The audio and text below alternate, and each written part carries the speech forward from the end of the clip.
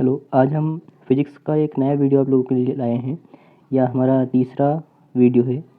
इस 50 क्वेश्चंस के वीडियो में आपको आपके राइट आंसर लगाना है और लास्ट में कमेंट बॉक्स में हमें ज़रूर लिखना है कि आपके 50 आउट ऑफ कितने मार्क्स आते हैं। ओके, चलिए स्टार्ट करते हैं। पहला क्वेश्चन है हमारा, निम्नलिखित में से किस जगह जी का मान सर्वाधिक होता है।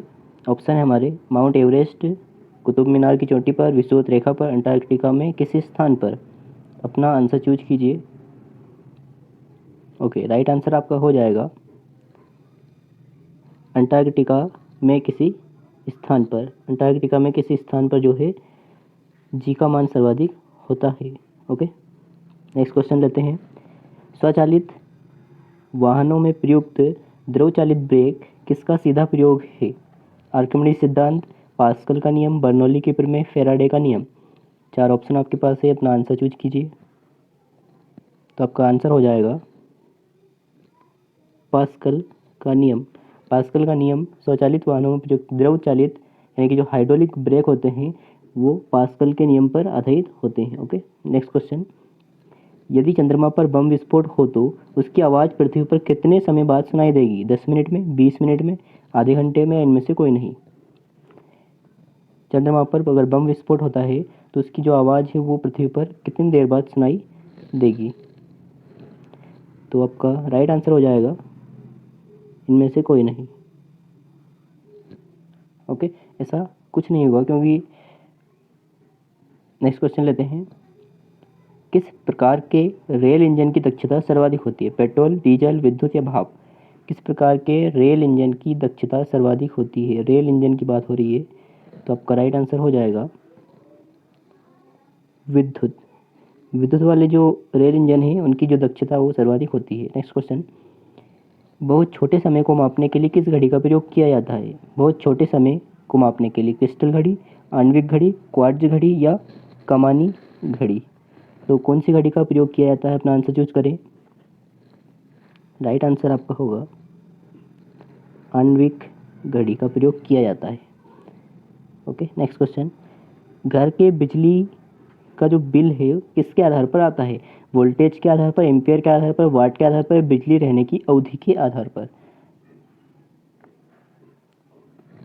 राइट आंसर आपका हो जाएगा सी। ऑप्शन पढ़ने के बाद हम कुछ देर रुक रहे हैं, तो आप अपना आंसर चूज जरूर करें। Okay, next question. तो जो वाट के आधार पर बिजली का बिल आता है। ओके, नेक्स्ट क्वेश्चन है, यदि रबर की एक डोरी की लंबाई में वृद्धि दूनी कर दी जाए तो विकृति चौगुनी होगी, दुगुनी होगी, तिगुनी होगी या अपरिवर्तित रहेगी। रबर की एक डोरी लेते हैं, उसकी लंबाई को अगर दोगुनी कर दें तो उसमें जो विकृति होगी वो होगी। राइट आंसर आपका हो जाएगा विकृति डबल हो जाएगी उसकी। Okay, next question. मैदान की अपेक्षा रेगिस्तान की रात अधिक ठंडी होती है क्योंकि वहाँ वायुमंडल में धूल के कण नहीं होते, बालू जितनी जल्दी गर्म होती है उतनी जल्दी ठंडी भी होती है, पेड़ पौधे नहीं पाए जाते हैं, रात में वर्षा होती है। क्या कारण है। तो राइट आंसर आपका हो जाएगा बालू। बालू के बारे में अगर कहा जाता है जो जितनी जल्दी गर्म होती है उतनी ही जल्दी ठंडी भी होती है। ओके, तो राइट आंसर आपका होगा मैदान की अपेक्षा रेगिस्तान की रात अधिक ठंडी इसलिए होती है। Next question. आजकल पेट्रोल में शीशा नहीं मिलाया जाता, यह इसलिए कि शीशा रहित पेट्रोल सस्ता होता है, या शीशा रहित पेट्रोल प्रदूषण नहीं फैलाता है, या शीशा रहित पेट्रोल दहनशील होता है, या शीशा रहित पेट्रोल स्पीड बढ़ाता है। क्या कारण है। आपका राइट आंसर हो जाएगा शीशा रहित पेट्रोल प्रदूषण नहीं फैलाता है। बहुत अच्छी बात है, प्रदूषण अगर नहीं फैलाता है तो इसको यूज करना चाहिए। पेट्रोल में शीशा इसलिए आजकल नहीं मिलाया जाता है। Next question. माइक्रोस्कोप प्रयुक्त किया जाता है तारों को देखने के लिए, रक्त दाब की जांच करने के लिए, सूक्ष्म वस्तुएं देखने के लिए, ताप की जांच करने के लिए। माइक्रोस्कोप नाम से ही प्रयुक्त पता चल रहा होगा, तो किसके लिए प्रयोग किया जाएगा ये। राइट आंसर आपका हो जाएगा माइक्रो यानी कि छोटी वस्तुएं होता है ना, तो सूक्ष्म वस्तुओं को देखने के लिए, यानी कि इससे सूक्ष्म वस्तुएं होती है उनको आवर्धित या बड़ा करके हम देख सकते हैं। Okay, next question. वात्या भट्टी या ब्लास्ट फर्नेस में उत्पादित होता है कास्ट आयरन, पिटवा लोहा, स्टेनलेस स्टील या स्टील। वात्या भट्टी आपने पढ़ा होगा, तो आपका राइट आंसर हो जाएगा कास्ट आयरन। कास्ट आयरन आपका सही आंसर हो जाएगा, जो कि वात्या भट्टी में बनता है। नेक्स्ट क्वेश्चन है, पोर्टलैंड सीमेंट के विनिर्माण के लिए उपयोग में ली गई कच्ची सामग्री है। पोर्टलैंड सीमेंट के विनिर्माण के लिए चूना पत्थर एवं मिट्टी, एल्यूमिना मिट्टी एवं जिप्सम, जिप्सम एवं चूना पत्थर, जिप्सम एवं मिट्टी, किसको लिया जाता है? राइट आंसर आपका हो जाएगा, इसे मिलाते हैं एल्यूमिना, मिट्टी और जिप्सम, ओके, पोर्टलैंड के विनिर्माण में। नेक्स्ट क्वेश्चन, किलोवाट घंटा किसकी इकाई है? शक्ति, ऊर्जा, आवेग या बल?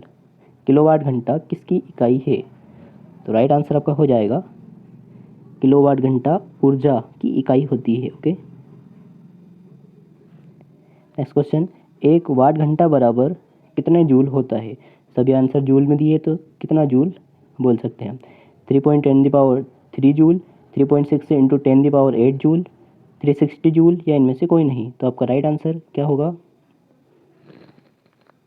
राइट आंसर आपका हो जाएगा 3.6 10⁻³ जूल के बराबर एक वाट घंटा होता है। नेक्स्ट क्वेश्चन हम लेते हैं, 1000 वाट किसके बराबर होता है? एक अश्वशक्ति के, 1.341 अश्वशक्ति के, 1.541 अश्वशक्ति के, 1.741 अश्वशक्ति के। तो आपका राइट आंसर हो जाएगा, जो 1000 वाट है वो 1.341 अश्वशक्ति के बराबर होता है, ओके। नेक्स्ट क्वेश्चन है, कोणीय वेग की विमा क्या होती है? विमा mlt में होती है, तो mlt-1, ml3 P-1, m0 l0 t-1, या इनमें से कोई नहीं? आपका राइट आंसर हो जाएगा m0 l0 t1, क्योंकि इसमें सिर्फ समय रहता है जो कि 1 के अपॉन में रहता है, इसलिए t का स्क्वायर हो जाता है, ओके। नेक्स्ट क्वेश्चन, एक हॉर्स पावर का मान किसके बराबर होता है? 746 जूल, 746 न्यूटन, 746 वाट, या 746 कैलोरी, ओके। राइट आंसर आपका हो जाएगा 746 वाट। एक HP हॉर्स पावर बराबर 746 वाट होता है, ओके। एक अश्वशक्ति, हिंदी में हम इसको अश्वशक्ति बोलते हैं, हॉर्स पावर। नेक्स्ट क्वेश्चन है, एक पार्सेल में कुल कितने प्रकाश वर्ष होते हैं? ये पार्सेल नहीं, यहाँ पे पारसेक होना चाहिए, ओके। 9.46 से 10⁻², 3.26, या 3600, या 1000? कितने प्रकाश वर्ष के बराबर एक पारसेक होता है? आपका राइट आंसर हो जाएगा 3.26 प्रकाश वर्ष। नेक्स्ट क्वेश्चन, निर्वात में यदि 3 वस्तु लोहा, कागज और पत्थर को गिराया जाए तो पृथ्वी पर सबसे पहले कौन आएगा? लोहा, कागज, पत्थर, या तीनों एक साथ आएंगे? बहुत अच्छा क्वेश्चन है। देखिए, तीनों में से पहले कौन आएगा? तो तीनों साथ आएंगे, लोहा, कागज, पत्थर तीनों एक साथ पृथ्वी पर आएंगे, ओके। यहाँ पर वेट से कोई तात्पर्य नहीं होता है। अगर मान लीजिएगा एक 1 किलो का पत्थर और एक 5 किलो का पत्थर आप समान ऊंचाई से छोड़ोगे ऊपर से, तो साथ में पृथ्वी पर गिरेंगे वो, ओके। नेक्स्ट क्वेश्चन, क्योंकि गुरुत्वाकर्षण तो सभी पे बराबर लगेगा ना, ओके। नेक्स्ट क्वेश्चन है, एक मीटर बराबर होता है 10⁻⁻6 सेंटीमीटर, 10⁻⁻2 सेंटीमीटर, 10⁻⁻4 सेंटीमीटर, या इनमें से कोई नहीं? तो आपका जो राइट आंसर है वो हो जाएगा 10⁻⁻4, 10⁻⁻4 सेंटीमीटर के बराबर होता है, ओके। नेक्स्ट क्वेश्चन हम लेते हैं, वायुमंडल की ओजोन परत हमें किससे बचाती है? अल्ट्रावायलेट किरणों से, कॉस्मिक किरणों से, गामा किरणों से, या एक्स किरणों से? वायुमंडल की जो ओजोन परत होती है वो हमें किससे बचाती है? तो आपका जो राइट आंसर है वो हो जाएगा अल्ट्रावायलेट किरणों से, ओके। अल्ट्रावायलेट किरणों से हमें बचाती है, यूवी रेज। नेक्स्ट क्वेश्चन है, पृथ्वी के भ्रमण की गति है 2.8 किलोमीटर प्रति मिनट, 31 किलोमीटर प्रति मिनट, 25 किलोमीटर प्रति मिनट, 39.5 किलोमीटर पर मिनट? आपका राइट आंसर हो जाएगा 2.8 किलोमीटर प्रति मिनट, यानी कि 1 मिनट में जो पृथ्वी भ्रमण करती है वो करती है 2.8 किलोमीटर। नेक्स्ट क्वेश्चन, जड़त्व आघूर्ण व कोणीय त्वरण का गुणनफल होता है। जड़त्व आघूर्ण और कोणीय त्वरण का गुणनफल बल, टार्क, कार्य या कोणीय संवेग। तो आपका राइट आंसर हो जाएगा टार्क। ओके, नेक्स्ट क्वेश्चन देखते हैं।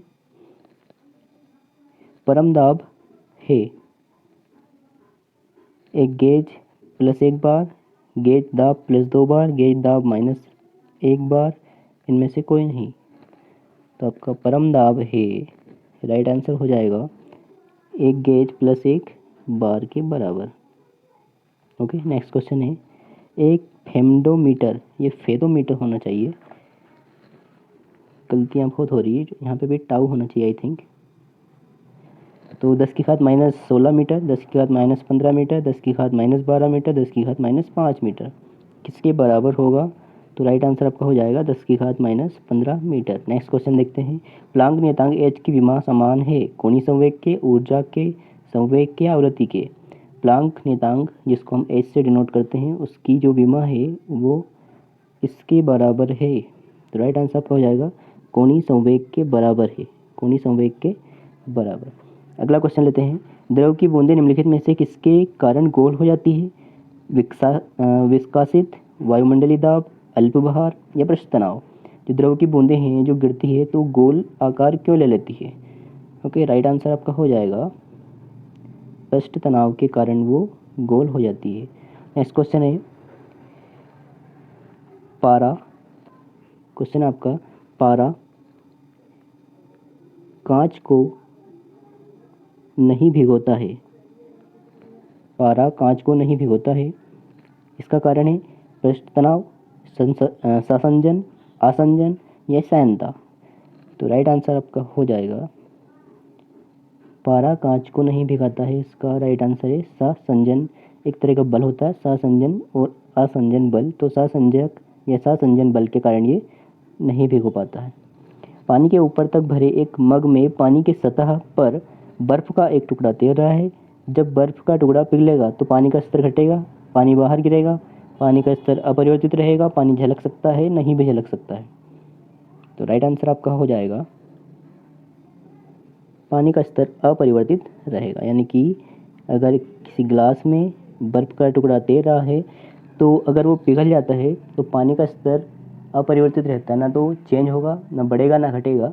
ओके, आयतन में कोई परिवर्तन नहीं होगा। नेक्स्ट क्वेश्चन है, किस तापमान पर जल का घनत्व अधिकतम होता है? 0 डिग्री, 4 डिग्री, -4 डिग्री या 0 डिग्री फ़ारेनहाइट। तो आपका राइट आंसर क्या होगा? जल का घनत्व अधिकतम पूछा है तो जल का घनत्व अधिकतम होता है 4 डिग्री सेल्सियस पर अधिकतम। नेक्स्ट क्वेश्चन, स्थिर पानी में मिट्टी का तेल डालने पर मच्छर कम होते हैं क्योंकि यह प्रजनन में बाधा डालता है, मच्छरों के लिए उच्च विष है, लार्वा के सांस में बाधा डालता है, मच्छरों को भगाता है। तो आपका राइट आंसर हो जाएगा मच्छरों के लार्वा की सांस में बाधा डालता है, यानी जो लार्वा होते हैं मच्छरों के उन्हें ये समाप्त करता है। ओके, नेक्स्ट क्वेश्चन हम देखते हैं। लॉ ऑफ फ्लोटिंग सिद्धांत की खोज किसने की थी? न्यूटन, राइट ब्रदर, गैलीलियो या आर्किमिडीज। लॉ ऑफ फ्लोटिंग किसने दिया था? तो राइट आंसर आपका हो जाएगा आर्किमिडीज। इसको आर्किमिडीज का सिद्धांत भी कहते हैं। ओके, आर्किमिडीज का सिद्धांत, लॉ ऑफ फ्लोटिंग यानी कि बहाव। ओके, तो मछलियाँ, अगला क्वेश्चन लेते हैं। मछलियाँ जमे पानी की झील में जीवित रह सकती है क्योंकि मछलियाँ गर्म खून की होती है, मछलियाँ बर्फीली मौसम में सुसुप्त अवस्था में रहती है, झील की तली का पानी जमता नहीं है, बर्फ मछलियों तक ऊष्मा पहुँचाती है।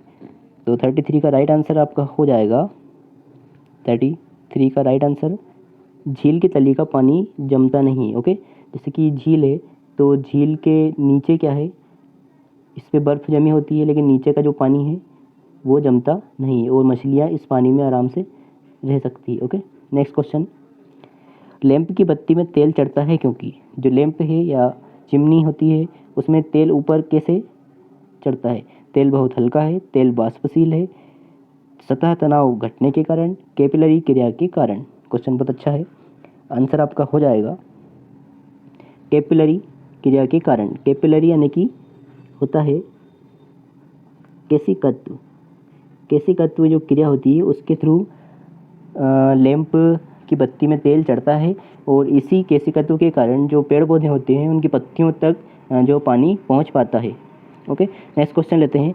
बर्फ़ के दो टुकड़ों को आपस में दबाने पर टुकड़े आपस में चिपक जाते हैं क्योंकि दाब अधिक होने से बर्फ़ का गलनांक बढ़ जाता है, दाब अधिक होने से बर्फ़ का गलनांक घट जाता है, दाब अधिक होने से गलनांक पहले घटता है फिर बढ़ता है, या दाब व गलनांक में कोई संबंध नहीं होता है। ओके, 4 ऑप्शन आपके पास। तो राइट आंसर आपका हो जाएगा, क्या होगा अगर दो टुकड़ों को आपस में दबा दें, दाब अधिक होने से जो बर्फ़ होती है उसका गलनांक घट जाता है, इसलिए आपस में क्या होते हैं, दोनों टुकड़े चिपक जाते हैं। नेक्स्ट क्वेश्चन, ठोस की शुद्धता किसके निर्धारण द्वारा प्राप्त की जाती है? क्वथनांक बिंदु, गलनांक बिंदु, हिमांक बिंदु, या इनमें से कोई नहीं। ठोस की जो शुद्धता है मतलब कैसे चेक करेंगे कि ठोस है? नेक्स्ट आंसर देखते हैं इसका पहले। इसका आंसर हो जाएगा आपका गलनांक बिंदु। गलनांक बिंदु के द्वारा ठोस का निर्धारण होता है। ओके, अगला क्वेश्चन लेते हैं। तैराक को नदी के मुकाबले समुद्री पानी में तैरना आसान क्यों लगता है? ऑप्शन है, समुद्री पानी में कम संदूषण होता है, प्रदूषण हो सकता है, समुद्री तरंगे तैराक को तैरने में सहायक होती है, समुद्री पानी का घनत्व साधारण पानी से ज़्यादा होता है, या समुद्र में पानी का आयतन ज़्यादा होता है। तो आपका राइट आंसर हो जाएगा, बाकी सब कारण व्यर्थ के हैं। देखो, समुद्री पानी का घनत्व साधारण पानी से ज़्यादा होता है, यानी कि उसकी जो डेंसिटी ज़्यादा होती है पानी की, तो क्या होता है, तैरने में आसानी रहती है। Okay, next question. Thermos flask में रखा गर्म द्रव किस प्रक्रिया से सुरक्षित रहने के कारण गर्म बना रहता है? थर्मस फ्लास्क में जो गर्म द्रव है किस प्रक्रिया से सुरक्षित रहने के लिए गर्म बना रहता है? चालन, संवहन, विकिरण, या उपरोक्त तीनों क्रियाओं। तो आपका राइट आंसर हो जाएगा, चालन भी होता है उसमें। ओके, उसके बाद विकिरण भी, संवहन भी। तो आपका राइट आंसर हो जाएगा उपरोक्त तीनों। Next question. प्रेशर कुकर में भोजन जल्दी पकता है क्योंकि ऑप्शन, पानी का क्वथनांक घट जाता है, पानी का क्वथनांक बढ़ जाता है, यह ऊष्मा का जल्दी अवशोषण करता है, ऊष्मा अधिक समय तक के लिए सुरक्षित रखी जाती है। तो प्रेशर कुकर में भोजन जल्दी क्यों पकता है? आंसर राइट आंसर आपका हो जाएगा, राइट आंसर, पानी का क्वथनांक बढ़ जाता है, यानी कि जो बॉइलिंग पॉइंट है आपका, बॉइलिंग पॉइंट बढ़ जाने के कारण ये बढ़ जाएगा, इसलिए भोजन जल्दी किसी झील की सतह का पानी बस जमने ही वाला है, झील के अधस्थल में जल का तापमान क्या होगा?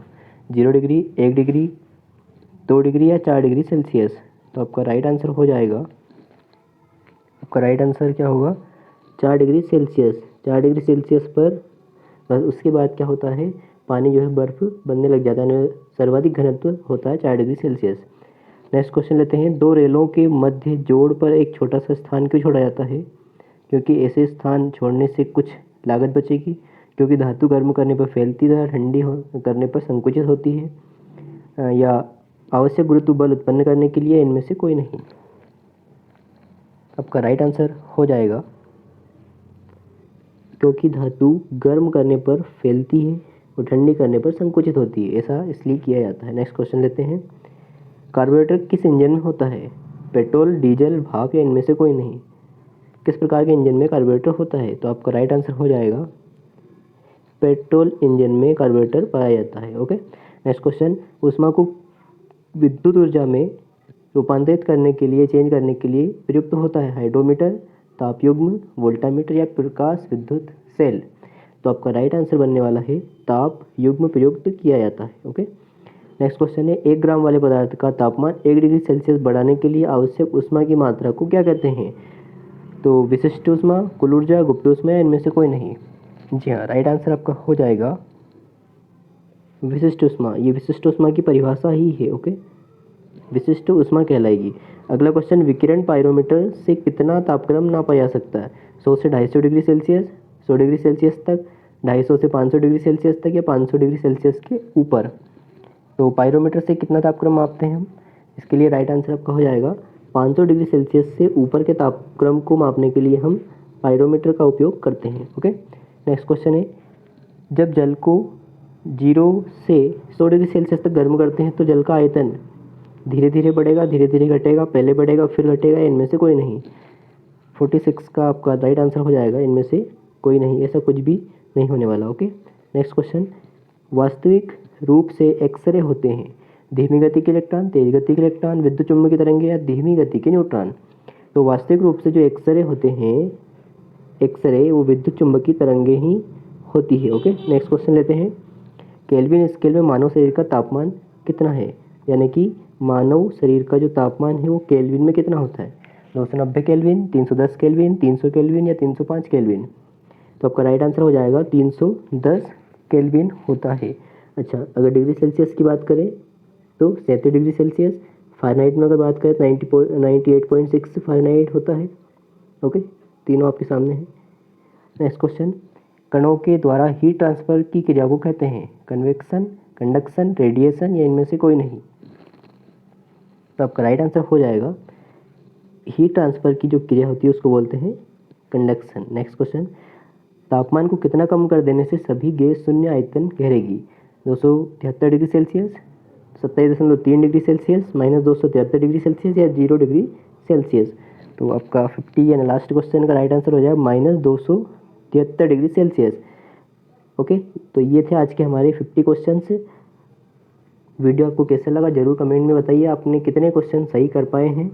और चैनल को सब्सक्राइब करें, वीडियो लाइक करें। Thank you.